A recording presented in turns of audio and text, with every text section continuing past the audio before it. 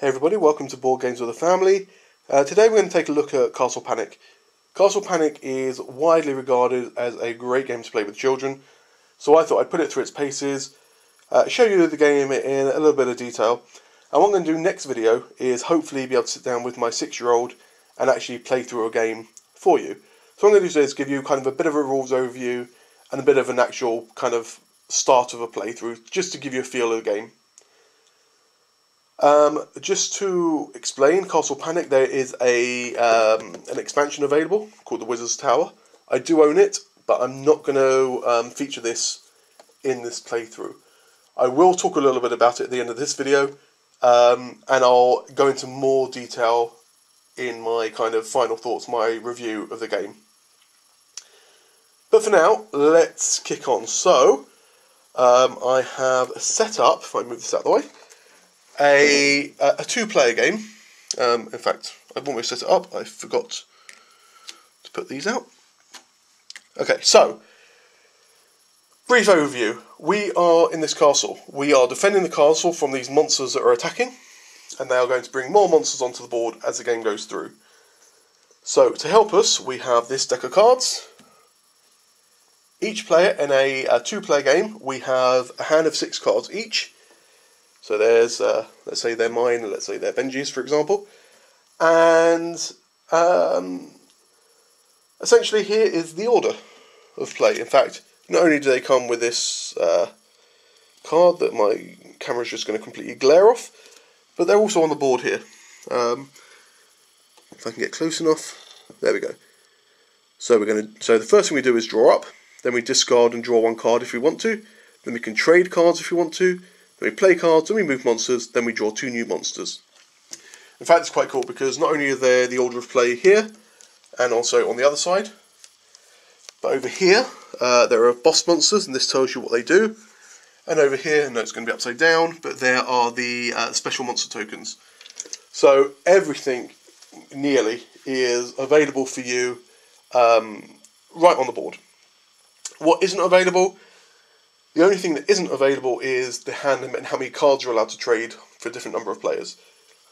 But for 2 players, let's be honest, if I can get the rulebook, okay, so hand size for 2 players, this glare is just not going to work very well. Here we go, so for 2 players, it is 6 cards, 3 to 5 it's 5 cards, 6 players you only have 4 cards each. But with 6 players, you're allowed to trade 2 cards, otherwise it's only 1. Also on here, there's a nice, all the different cards that you can draw. Nice summary. Okay, so let's start. Very first thing we do, normally, is draw up. What draw up means is you draw up to your hand limit. But the hand limit here is 6. We're already at 6 at the start of the game. So we'll ignore that and we'll go on to the next step, which is discard and draw 1 card. So this is now where I look at my cards and I kind of think, what do I want to do? So let's see what cards we've got.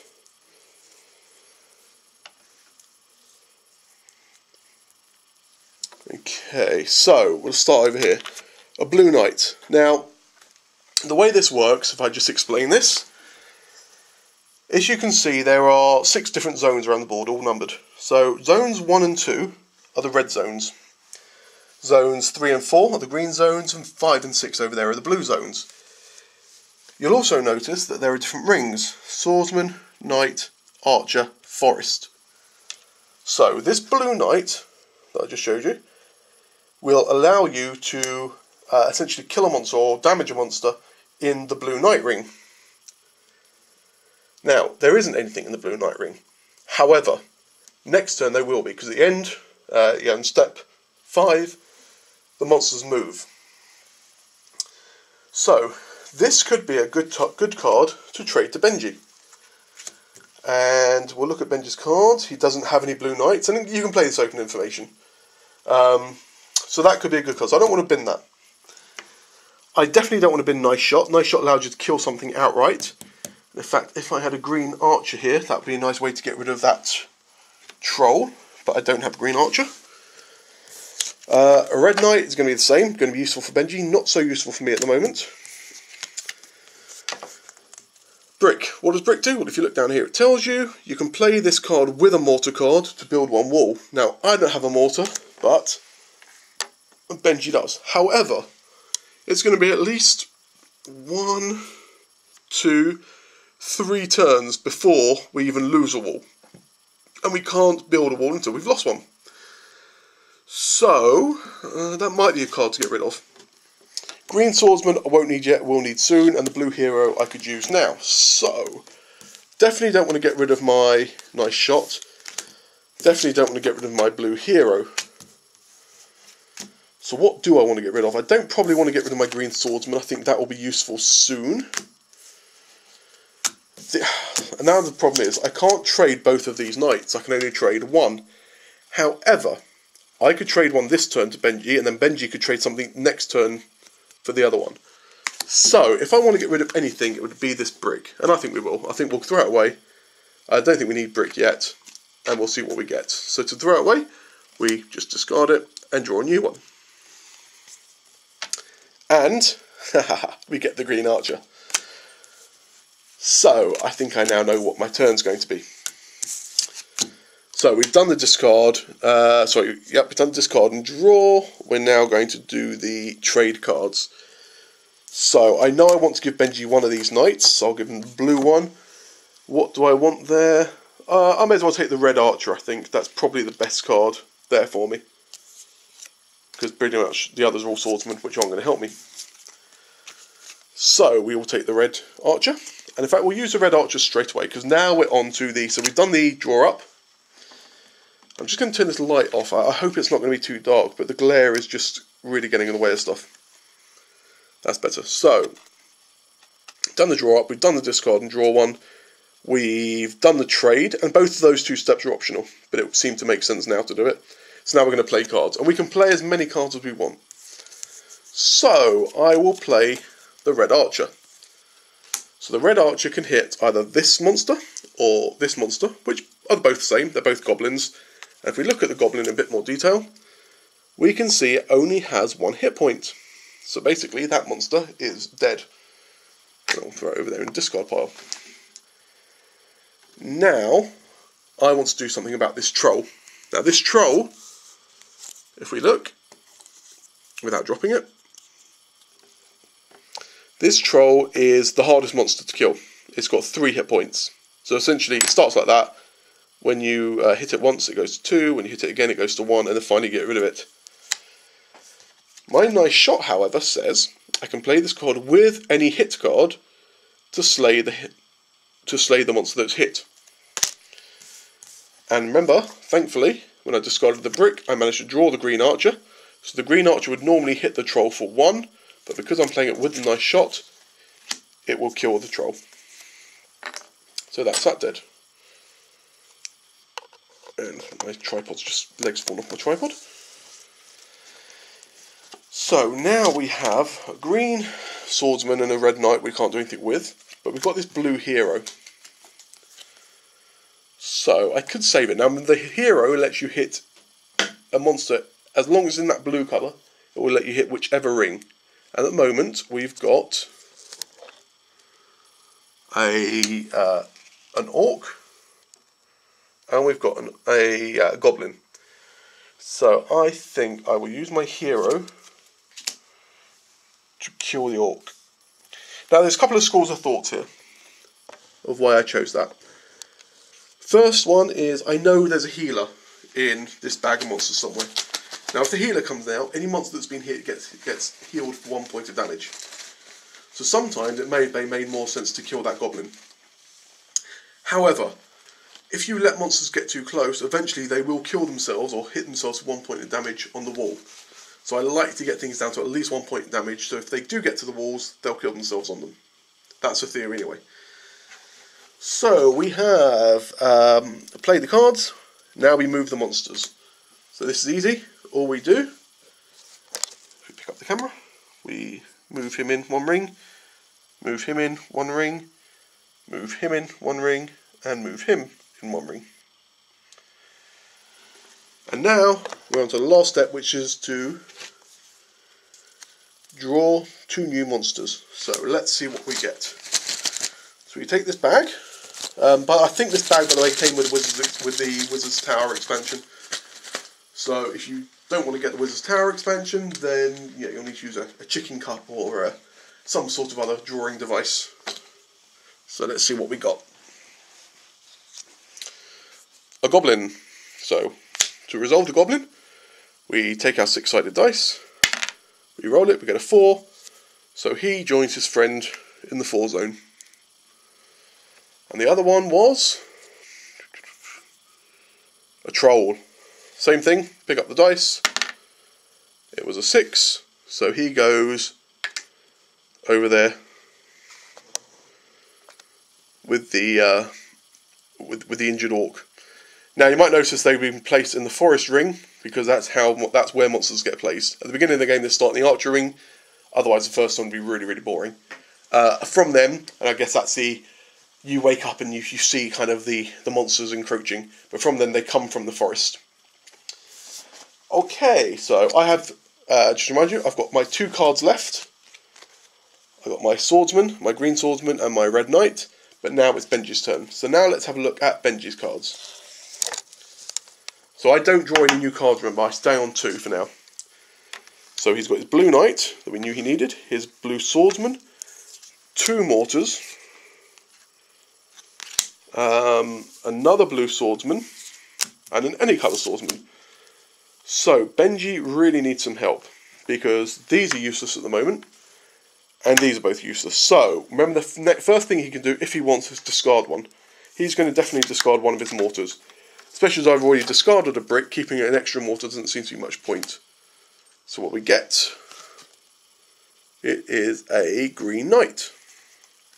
That's quite helpful. Now, if he wants, he can trade, and he's going to get rid of one of these swordsmen, these blue swordsmen, and he's going to trade it for the red knight.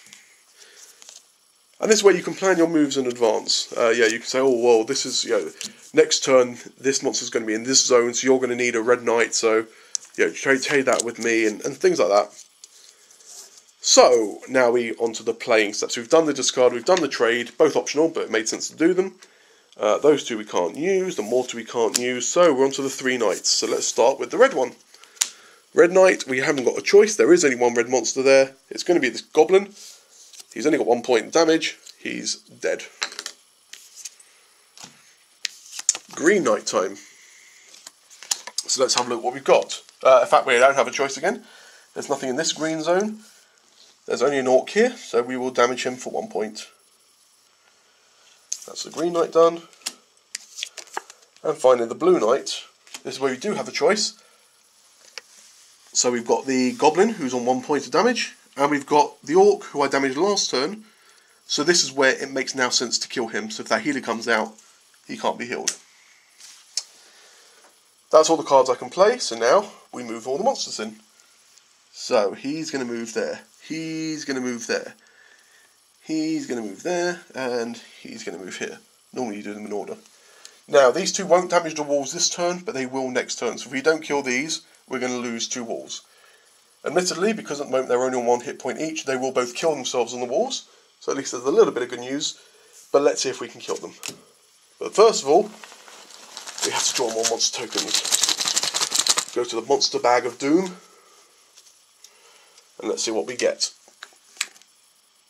So, another troll. They're sending their big hitters at us.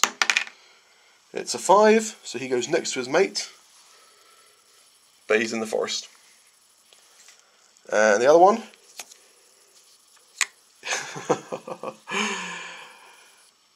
it's the healer. Now, to check what the healer does, we can come to this thing here, and it says, roll the die, place the healer in the forest.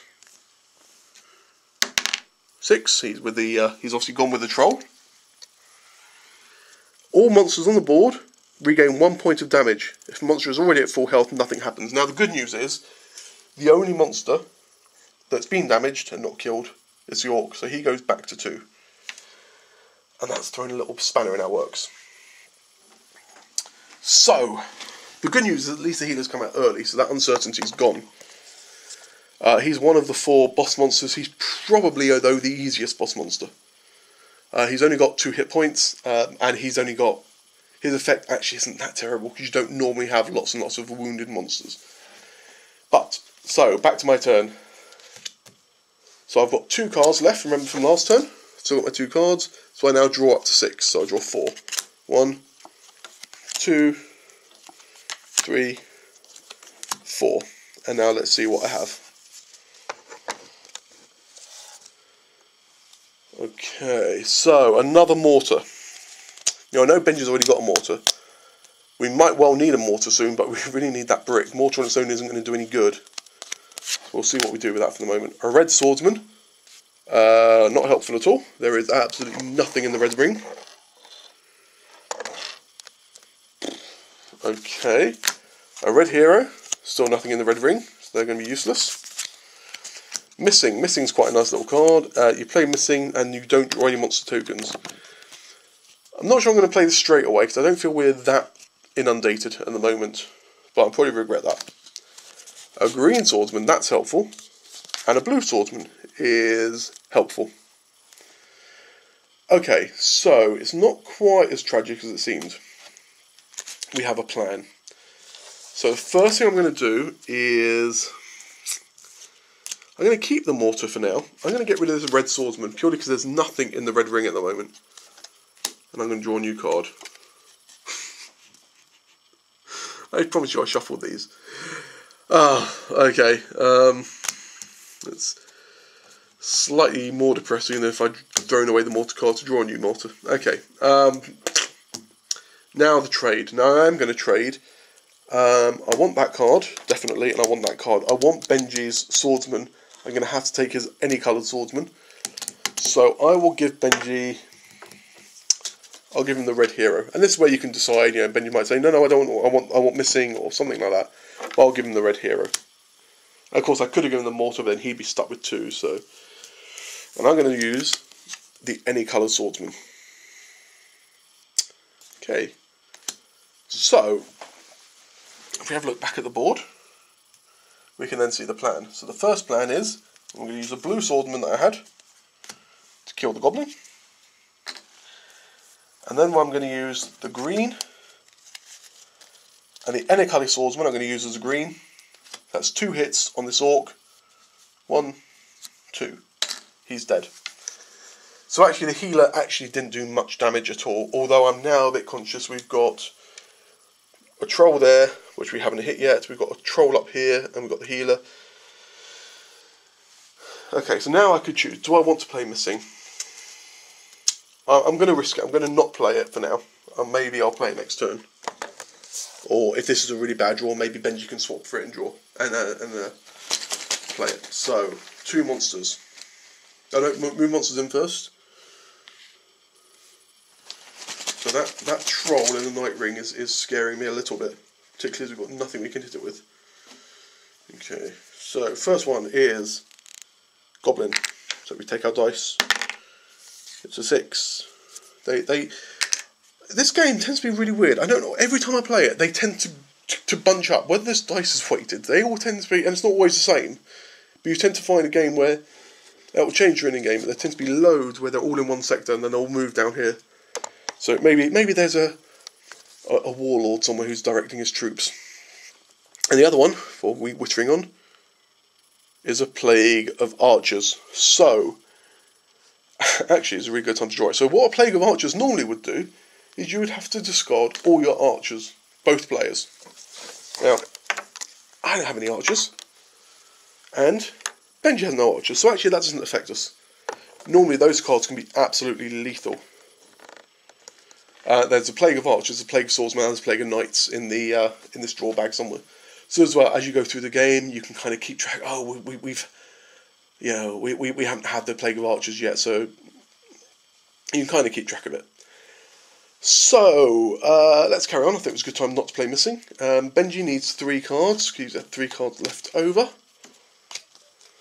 So he's got a brick, he's got a tar, and he's got a red archer, which is absolutely useless. Okay, so let me quickly go and get my charger.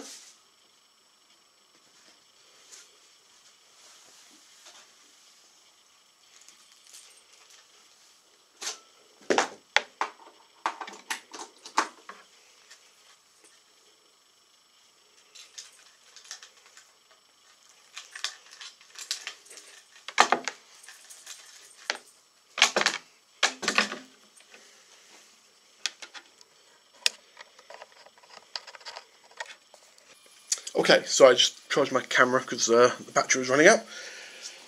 So, Benji's hand, I'll show you in a sec what he's got. Just put his cards out a bit so we can see.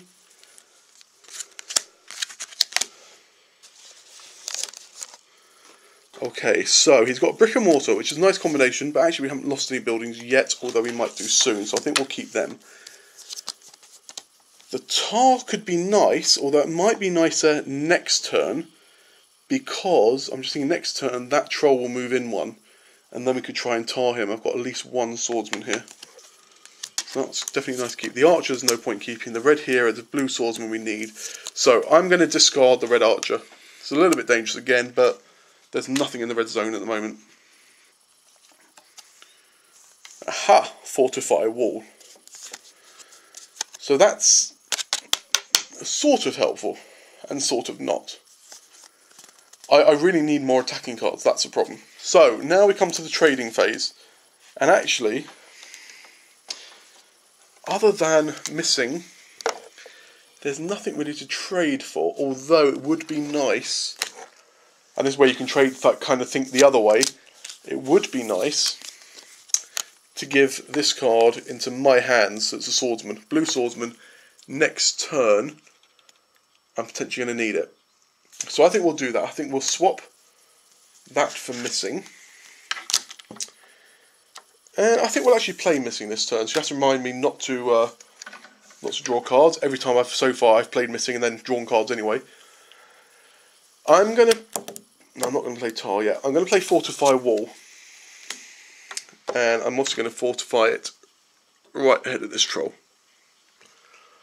And that is all Benji is going to do. I think I'll play a couple more turns. I'm not going to play the whole game, partly because I'm really losing light in this room. I don't understand what it is about UK hotel rooms. If anybody knows, wants to put it on a postcard, but they just don't have lights. It's silly. Anyway, enough of my wittering. We'll do a few. So 1, 2, 3, 4. 1, 2, 3, 4, 5, 6. Just realised I haven't actually drawn the monsters or moved them in. So he's going to go there, he's going to go there, he's going to go there, he's going to go there, he's going to go there. I've also realised that tar is stupid because that's in the wrong player's hands now. Anyway, let's see if we can do something about that. So now we need to draw 2 monsters. No, we don't, because I drew missing. I played missing, so I don't need to draw 2 monsters.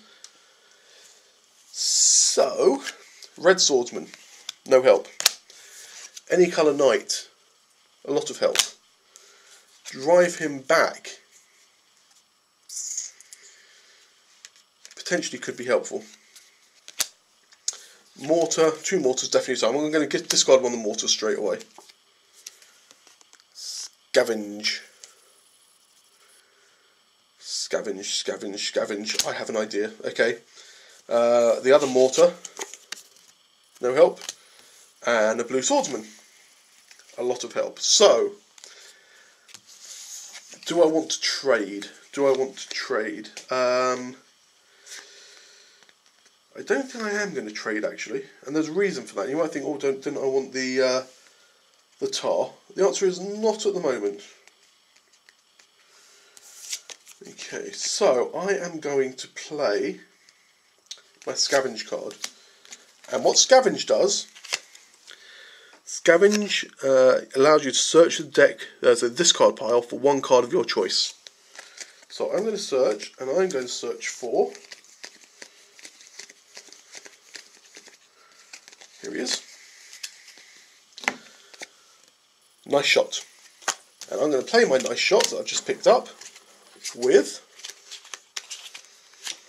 the blue swordsman that I got last time from Benji. And that is going to, remember, in 1 stroke, kill this troll that was threatening our walls. So you can imagine the swordsman leaped down from the ramparts and managed to strike the troll, maybe right through his eye, and kill him straight. That was unnecessarily bloodthirsty. I'm then going to play my any colour knight, and I am going to injure this troll. Now remember, because the healer's already there, I don't need to worry about him being healed. My only concern now is actually probably should have thought about this a little bit more, and we probably should have put that fortify wall on the other wall, but too late now. And then, do I want to drive anybody back? So the obvious thing would be to drive this goblin back. However, this goblin is going to kill himself on that wall in a minute. And we know that Benji's got the brick and mortar. So I think we're actually going to let the goblin kill himself. And instead I'm going to play this drive him back. And I'm going to play it on the healer. I'm going to drive him back. So he stays in the same sector. He just goes back to the forest. Why am I doing that rather than troll? Well, I've already started hitting the troll, so my plan is hopefully try and kill him, if necessary hit him once and then let him kill himself on the wall, and then let the healer come. And remember also we can tar the troll if we need to. That'll be the end of my turn. I'm now going to move all the monsters in. So let's start with this goblin. Basically throws himself at the wall, manages to destroy it, but kills himself doing so. Never quite explained why they kill themselves, but they do. I suppose the wall defenders are there killing him. He's going to move in, he's going to move in, and he's going to move in. Now we draw 2 new monsters, and this is probably where I draw the 4 monsters, and then we get a whole load of monsters on the board.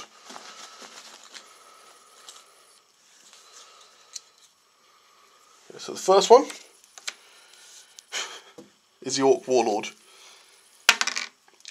Warlord's Rise goes in number 6 with everybody else. Now, what the Warlord says is, roll die, place your Warlord in the forest, move all monsters, including your Warlord, in the same colour, 1 space closer. Now, the good thing is, oh no, it's not, it's a bad thing. So he comes in, he comes in, he comes in and kills that wall and takes himself for a point of damage. And he comes in, and now we are massively wide open. Oh, and we still got the other card to draw, which is this one here. The Plague of Swordsmen. Actually, it's not too bad, we don't have any swordsmen. So again, the plague worked out quite nicely. But we've now got problems over here. So, let's play one more round, I think, one more turn of this.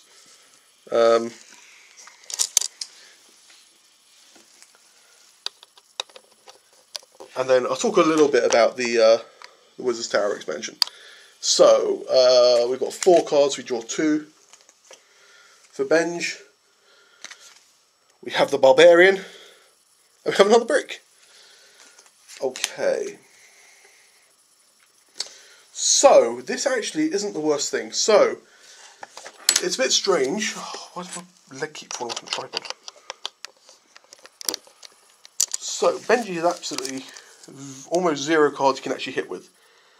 But, so discard 1, he doesn't want to discard anything. He is in fact going to trade the red hero. Now you might think, why not get rid of the red hero? He could do, but you don't know what he's going to get. He's going to trade that for the mortar. Now he's going to use 2 bricks and 2 mortars, so he can build 2 walls. Which is lucky, because that's exactly what we need. He's then going to use the Barbarian on the Orc Warlord. That could potentially be a bad choice.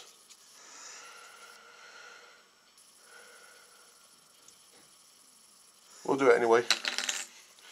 And he's going to tar. So he's going to tar, so it's nice to actually get to show you what the tar does. He could tar the goblin, but actually he's going to let the goblin kill himself. Remember, that wall's fortified. He is going to tar the healer. Now you might think, why not tar the troll? The troll's going to kill himself on that wall. Or should he try to tar the troll? If he tars the troll, then he's going to have 2 monsters in the same zone, but the wall will still be standing. Okay, let's tar. Probably makes more sense. Okay, sorry about that. For reference, it's really, really scary when the TV in your hotel room decides to turn itself on for absolutely no reason. Anyway, especially when it comes to that weird kind of old-time music. So where was I? So I was debating whether or not to tar the troll or the healer. So the argument is, if I tar the healer, then the troll will kill himself on that wall, but the wall will go. if I tile the troll, the wall will stand and the healer will move next to him. Because we don't know what cards we're going to draw, I think it makes probably a little bit more sense to play the tile on the troll and see if we can keep that wall standing. Don't know if that's the best thing or not. But now the monsters are going to move. So he doesn't move. He does move. He will kill himself on the wall fortification, which is really hard to take off one-handed. There we go. And now the tile gets removed, so now next turn he'll move normally. And I think we'll leave it there. I think you get the idea. The only thing I didn't show you in here... Actually, no, we need to draw 2 more monsters, don't we?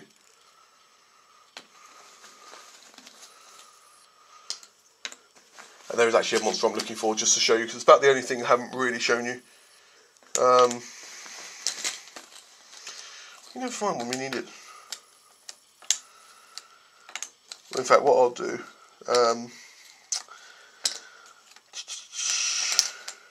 there we go, that's what I was looking for. Okay, I just want to show you some of these other monsters. So there are another 2 bosses you didn't see. The Troll Mage, who I guess is the leader of the whole army, when he comes out, he moves all the monsters on the board, regardless of what colour zone they're in. And the Goblin Chief, I think he's called, or the Goblin something or other, Goblin King, sorry, he brings another 3 monsters with him, so you draw another 3 monster tokens. Speaking of drawing more monster tokens, there's this card, or tile, draw 4 new monster tokens, so that can be really painful. There is this one, move monsters move counterclockwise, so they stay in the ring they're in. They literally, so in this case, these 2 would move this way. And that can be really good or really bad. You know, you could have a whole load of red cards and suddenly they move into the red zone. Or equally, you can have everything lined up nicely and they move out of the colour and suddenly you can't do anything. All players discard a card. Pretty self-explanatory. You got these ones. The red monsters move 1, and obviously there's one for blue and one for green. They literally any red monsters. So like when the Warlord came out, all the monsters in his zone moved. Well, these will move all the red monsters. And finally, there's this giant boulder. Now this giant boulder is really, really fun. So these 2 were over here, weren't they? So the way the giant boulder works is, to resolve it, you roll the dice. Ah, so close. So what we were hoping there was for a 5. So in this case, a 6. What you would do is you start on the 6, you come down. If it hits any monsters, it's dead. If not, it will hit a wall and it will kill itself and kill the wall. If, imagine that had been a 5, this would have been really good for us. It would have started here, it would come here, it would have killed both of these monsters, and okay, it would have taken out the wall as well, but it would have done us a job. So the boulders can be really, really good or really, really bad, and basically if there isn't a wall there, it will keep going until it hits the wall, and if these weren't on here at all, it would literally just go straight through, kill any monsters on both sides, and then just go off the board. So boulders can be helpful occasionally, but obviously they will take out your walls. So that's basically Castle Panic. What I'm going to do is switch to my laptop now, and so I'll take it back up, and I will give you my final thoughts now, which is weird because I'm doing that before I do the playthrough, but I've played this game enough to give you my final thoughts. I'm also going to, I'll talk a little bit about the Wizard's Tower expansion as well. So I'll see you in a little bit.